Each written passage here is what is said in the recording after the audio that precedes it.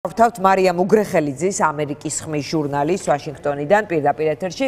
მარია, მოგესალმები, ძალიან დიდი მადლობა, რომ პასუხობთ ეს თქვათ ელაპარაკებით ჩვენს აუდიტორიას. წინ არის დაგეგმილი ინაუგურაცია, საინტერესოა მოწვეული სტუმრების შესახებ. რა ინფორმაცია არსებობს, ვინაიდან დღეს ზურაბიშვილმა კიდევ ერთხელ დაადასტურა, რომ აქვს უილსონის მიწვევა და იღებს ის ამ მიწვევას და ესწრება ტრამპის ინაუგურაციას.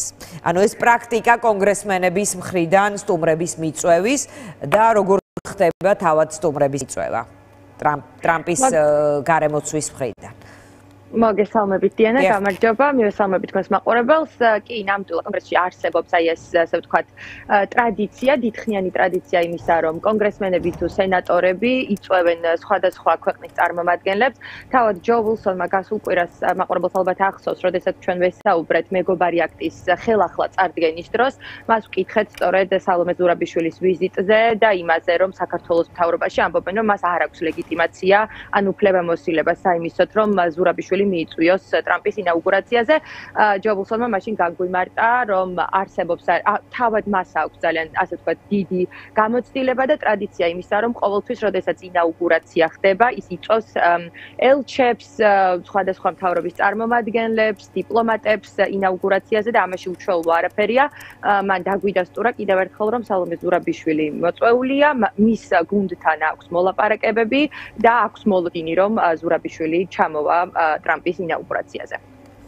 კი ბატონო, ეს რაც შეეხება უილსონის მიწვევას, დღეს სხვათა შორის რადიო თავისუფლებამ კითხვა დაუსვა მთავრობის ადმინისტრაციას, მათ თქვეს, რომ არავის მათ ასეთი მიწვევა მათთან არ არსებობს. თუმცა ჩვენ მე რამდენადაც მაქვს ინფორმაცია უილსონის და მისი გუნდისგან, ეს არის პირადად სალომე ზურაბიშვილთან და მის გუნდთან მოლაპარაკებები, ასე რომ შეიძლება ქართული ოცნების მთავრობას არც არავინ მიმართა ოფიციალურად არ არის გამორიცხული. კი ბატონო, რაც შეეხება თავად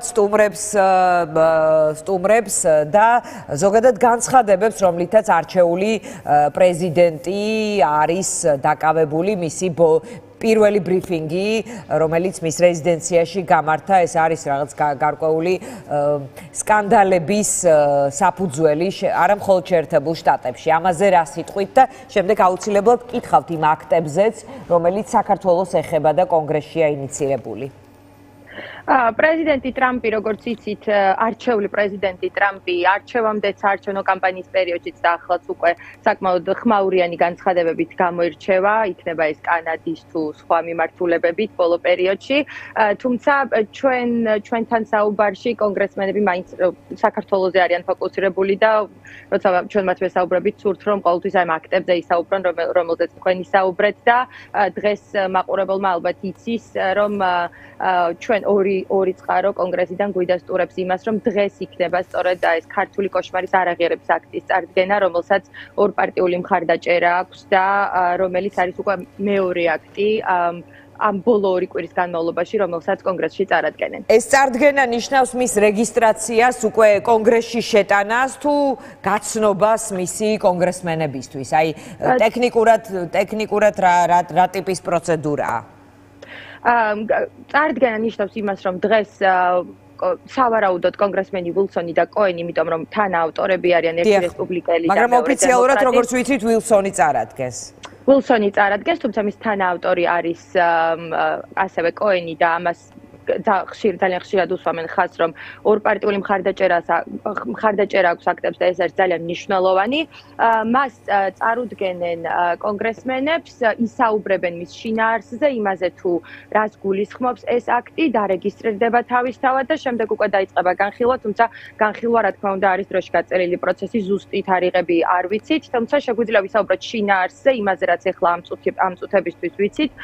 ქართული კოშმარის არაღიარების აქტი გულისხმობს იმას, რომ ამერიკის მთავრობა დამტკიცების შემთხვევაში, რა თქმა უნდა, და მაყურებელს ალბათ უნდა განვუმარტოთ, რომ ეს არის მხოლოდ წარდგენა, ეს არ ნიშნავს, რომ კონგრესმა ის უკვე მიიღო და დაამტკიცა. დამტკიცების შემთხვევაში ამერიკის ხელისუფლება არ აღიარებს საქართველოს მთავრობას, საქართველოს პარლამენტს, პრეზიდენტს, მათ ლეგიტიმურობას და ასევე მოუწოდებს სხვა დემოკრატიული ქვეყნების მთავრობებს, რომ ასე ვთქვათ, მიიყვნენ ამერიკის მაგალითს და ასევე არ აღიარონ ის. თქვენ უილსონი ახსენეთ, რომელიც ახლა ჰარცონის ინსტიტუტში გამოდის, მან სავარაუდოდ ის წერილი აჩვენა, რომელიც კი ბატონო იყო ეს, რომელიც სხვადასხვა ევროპელი, მათ შორის პოლიტიკოსები უერთდებიან. დიახ, 40-ზე მეტმა პოლიტიკოსმა, პარლამენტარმა, დიპლომატმა მოაწერა ამას ხელი და ის ჩვენთან საუბარში ხაზს უსვამს იმას, რომ ამას ძალიან დიდი მნიშვნელობა აქვს, რომ ეს მოდიოდეს არა მხოლოდ ამერიკიდან, არამედ იყოს საერთაშორისო დონეზე და ქართული ოცნების მთავრობამ იცოდეს, რომ ყველა მისი დასავლელი პარტნიორი ამ აზრზეა. საკმაოდ მკაცრი არის ეს აქტი, როგორც გითხარით, ის გულისხმობს არა მხოლოდ არაღიარებას, არამედ მოუწოდებს ამერიკის მთავრობას გამოიყენოს ყველა მის ხელთ არსებული სანქციების პოლიტიკა დააწესოს სანქციები და აღასრულოს ეს სანქციები. საუბარი არის როგორც მაგნიცკის აქტზე, რომელიც ადამიანის უფლებების დარღვევის გამო უწესდებათ ხოლმე სანქციები. ასევე საუბარია 140-24 ბრძანებაზე. სწორედ ეს არის ის ბრძანება, რომლითაც ბოლოს ბიძინა ივანიშვილი დაასანქცია ამერიკის მთავრობამ. ის 2021 წელს პრეზიდენტ ბაიდენის ხელმოწერით მიიღო ის ამერიკის მთავრობამ და გულისხმობს უშუალოდ რუსეთის მთავრობის ან რუსეთის მთავრობის სასარგებლოდ ჩადენილი დანაშაულებების გამო სანქციების დაწესებას, ასე რომ ამ აქტში არის სანქციების აღსრულების და დაწესებისკენ მოწოდებაც. და თქვენ სირია ახსენეთ, ჯო ვილსონს და მის გუნდთან ჰქონდა შანსი რომ გვესაუბრა იმასთან დაკავშირებით, რატომ მაინც და მაინც სირიის მაგალითი ისინი ეს აქტი იქნება წარდგენილი სწორედ იგივე აქტის მაგალითზე და ამ აქტის მიხედვით, რაც სირიის და ასადის რეჟიმის მიხედვით იყო წარდგენილი. ვილსონი ამბობს, რომ ძალიან მნიშვნელოვანია ისიც იმ აქტში საუბარია ასადის რეჟიმზე, ამ აქტში საუბარია ივანიშვილის რეჟიმზე. ასე მოიხსენიებენ საქართველოს მთავრობას ამ აქტში. ვილსონი ამბობს, რომ ამერიკას აქვს ძალიან დიდხნიანი არაღიარების პოლიტიკა და არაღიარების გამოცდილება. მაგალითად მას მოყავს თქვა საბჭოთა ოკუპაცია ბალტიისპირეთის ქვეყნების, რომელიც ამერიკას არასდროს უღიარებია. ცოტა ხნის წინ ასევე ამერიკის კონგრესმა აღიარა ყირიმის ოკუპაციის არაღიარება.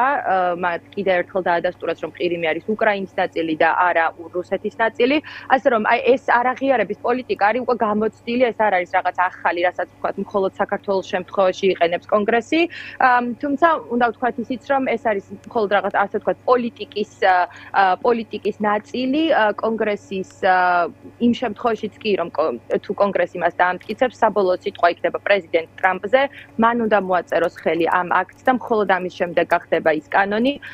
კითხეთ ჩვენ ჯო ვილსონს რა მოლოდინები აქვს თქვათ იმასთან დაკავშირებით, დაუჭერს თუ არა ტრამპი მხარს ამ აქტს და ის გვეუბნება, რომ თითქმის დარწმუნებულია, რომ ტრამპი ამ აქტს ხელს მოაწერს დამტკიცების შემთხვევაში. ძალიან დიდი მადლობა.